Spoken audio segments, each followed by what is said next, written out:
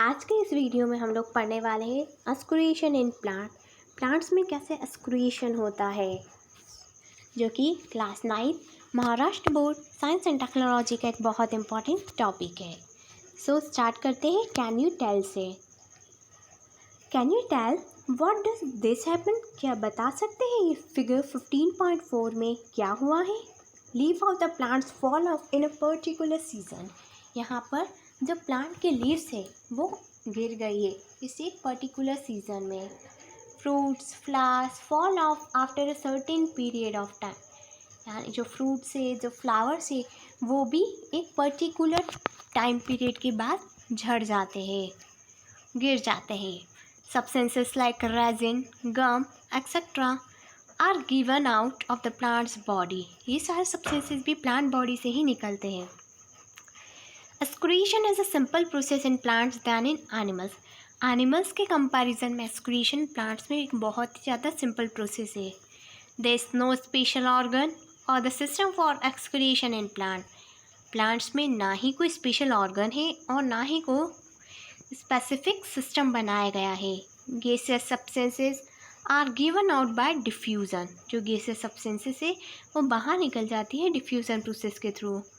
Most of the waste substances of the plants are stored in the vacuoles of the leaf cells and in the flowers fruits and the bark of the stem. और जो plant का जो waste substances है वो store रहता है leaf cell के vacuoles में, उनके फ्लावर्स में, उनके फ्रूट्स में और उनके बार्क में, टहनी में। After some time this part fall off. और कुछ टाइम बाद ये पार्ट गिर जाता है। Some other waste material are stored in the old and the worn xylem. और कुछ और भी मटेरियल है जो कि ओल्ड जालम में रहते हैं, जो कि एक फॉर्म ले लेते हैं रेजिन का या तो फिर गम का। इवन जो हमको गम मिलती है, जो रबड़ मिला है, वो भी प्लांट का वेस्ट प्रोडक्ट ही है।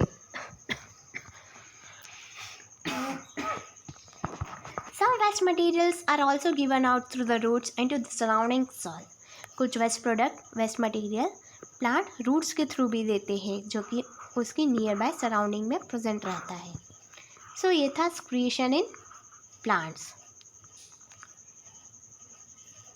सो बच्चों, आज हम class 9 Maharashtra board science and technology का एक important topic excretion in human beings पढ़ने वाले हैं कि ह्यूमन्स में कैसे एक्सक्रीशन होता है। ह्यूमन के लिए डिफरेंट यानी कि स्पेसिफिक एक्सक्रीटरी सिस्टम बनाया गया है, जिसकी हेल्प से वो एक्सक्रीट करेंगे यानी वेस्ट प्रोडक्ट को बाहर निकालेंगे। Which waste material are produce in our body through the metabolic activity. कौन से वेस्ट मटेरियल हमारी बॉडी में प्रोड्यूस होते हैं मेटाबॉलिक एक्टिविटीज़ की वजह से। And how does the process of excretion takes place in human. और कैसे एक्सक्रीशन प्रोसेस ह्यूमंस में होती है, यानी क्या क्या स्टेप्स होती है।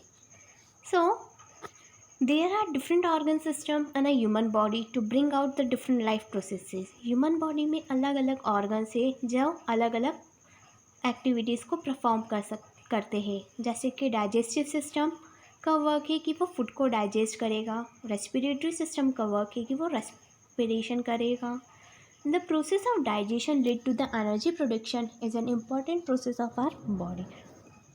So जो डाइजेशन है वो हमारी बॉडी की एक बहुत इम्पॉर्टेंट प्रोसेस है। Various waste material are produce during this process.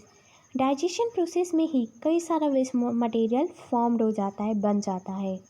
Removal of this waste from the body is very important and it is the excretory system that carries out this function. इसलिए हमारी body के लिए बहुत ज़रूरी है कि हम हमारी बॉडी से वेस्ट मटेरियल को रिमूव कर दें।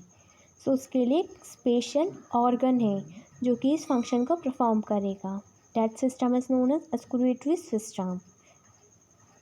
The human excretory system consist of a pair of kidney, a pair of urethra, the urinary bladder and the urethra.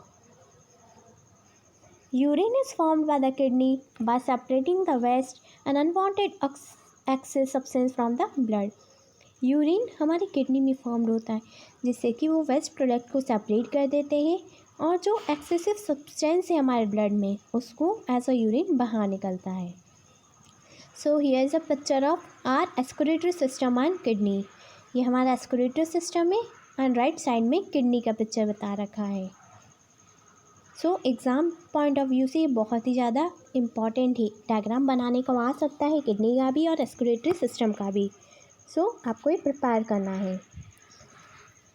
The two beans shaped kidney are situated one on the other side of the vertebral column of the posterior side of the abdomen. The functional unit of the kidney that performs the basic function of filtration is called the nephron. Kidney का एक functional unit होती है जो filtration का function करती है, उसको बोलते हैं हम नेफ्रॉन।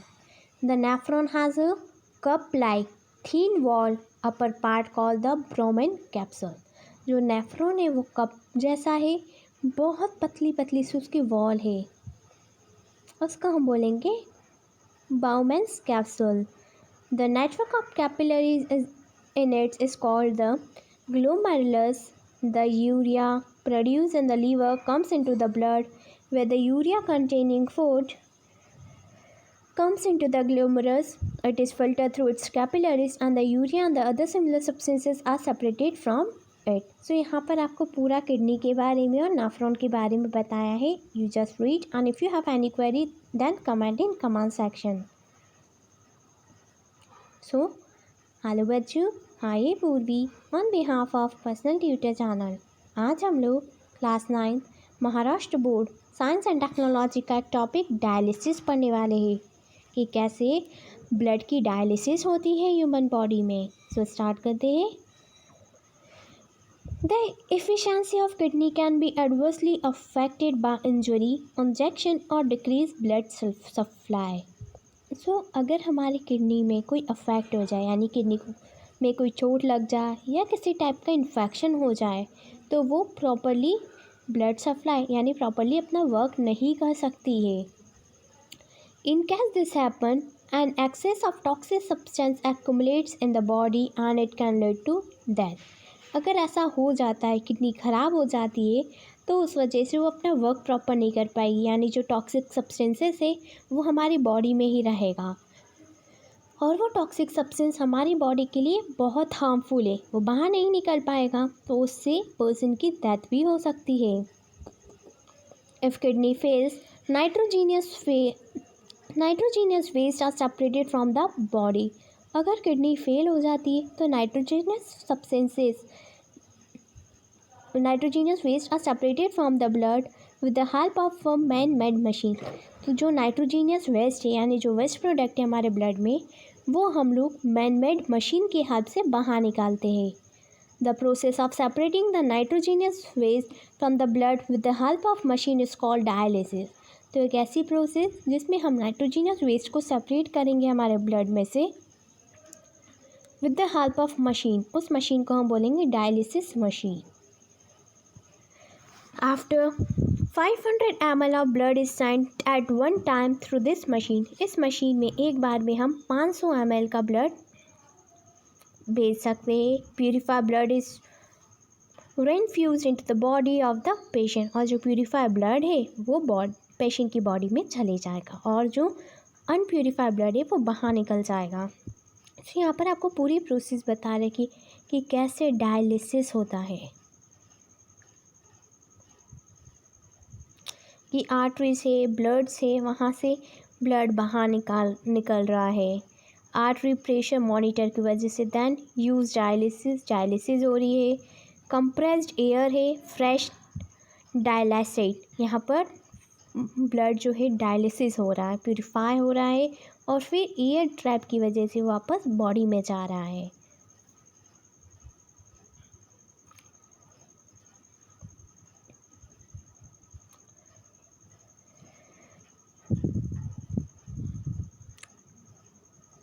आज की वीडियो में हम लोग class 9 Maharashtra board science and technology का एक टॉपिक कोऑर्डिनेशन स्टार्ट करने वाले हैं.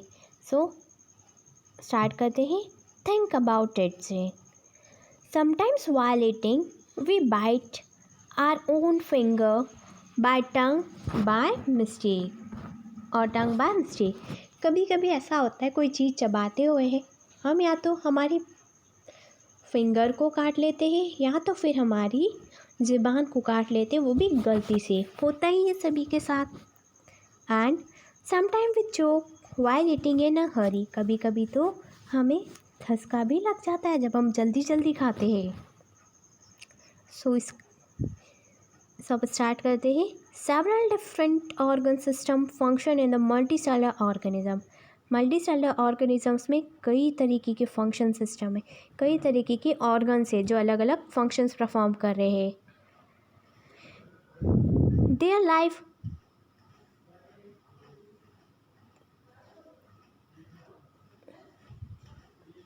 Their life goes on smoothly if there is coordination between the different organ system or the organs and the stimuli in the surrounding. So उनकी life बहुत ही smoothly जाएगी अगर उनके लाइफ में कोऑर्डिनेशन रहे, यानी ऑर्गन सिस्टम्स और ऑर्गन के बीच में अच्छा ऑर्गन सिस्टम और जो ऑर्गन है और हमारी जो सराउंडिंग है, अगर उसके बीच में अच्छा बैलेंस बना रहे तो हमारी लाइफ बहुत स्मूथ चलेगी। Depending upon this, we can say that the systematic regulation of the different process can be called control, and the bringing about the different processes in the proper sequence is called the coordination. So इस पर depend होकर जब हमारी body systematic regulation करेगी, यानी अलग अलग process का सिस्टमेटिकली रेगुलेशन करेगी, कंट्रोल करेगी और डिफरेंट प्रोसेस होगी एक बिल्कुल प्रॉपर सिक्वेंस में, तो ये प्रोसेस होती coordination. If any activity in the body is to be completed successfully, proper coordination between the different systems and the organ participating at the different steps of that activity is necessary. अगर हमारे body की कोई भी activity complete हो जाती है properly successfully, तो proper coordination रहता है, यानी सिस्टम में भी और ऑर्गन्स में भी।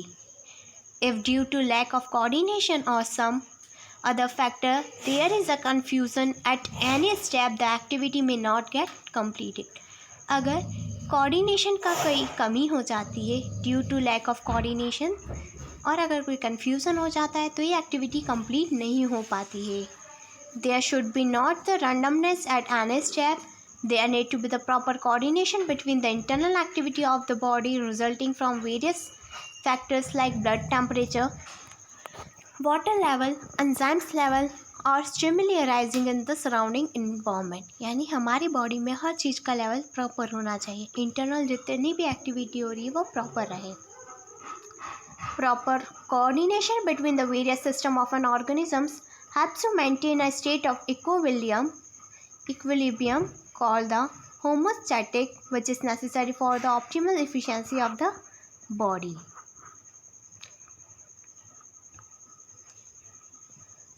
आज के इस वीडियो में हम लोग class 9 Maharashtra board science and technology का एक टॉपिक कोऑर्डिनेशन इन प्लांट्स पढ़ने वाले हैं।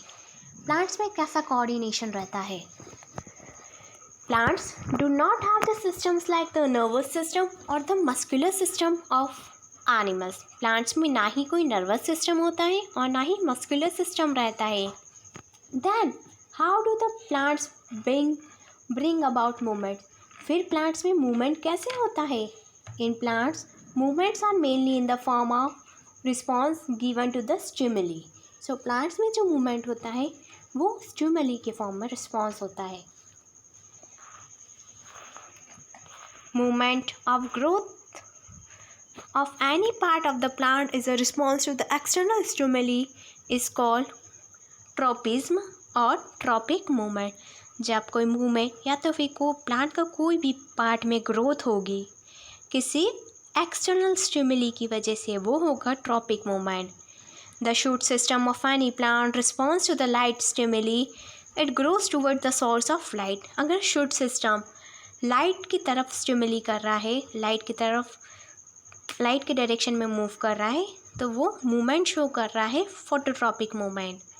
और अगर प्लांट का कोई सिस्टम जैसे कि रूट सिस्टम स्टिमुली कर रहा है, जैसे कि ग्रेविटेशन और वाटर की तरफ रिस्पॉन्स कर रहा है, तो इस टाइप का रिस्पॉन्स होगा ग्रेविट्रॉपिक मूवमेंट और the hydrotropic movement. Movement shown by the plants in response to the specific chemicals are called the chemiotropic movement. For example, the growth of the pollen tubes towards the ovule all the mentioned above movement of the plants are related with the growth, hence all the movements are collectively known as growth relevant movement. ये जितने भी movements बताए हैं plants में उसकी growth से relate करते हैं. So ये सारी movement अगर हम साथ में बोले तो हो जाएगा growth relevant movement. Observe the picture carefully and think about them. First is touch me not. अगर हम touch me not plant को touch करेंगे तो ये मुरझा जाएगा, छुई मुई. Venus flytrap, lotus and balsam.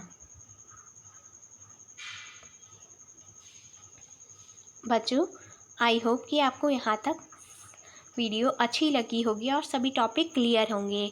And if you have any query related to this video, then comment in comment section. Thank you. Have a nice day.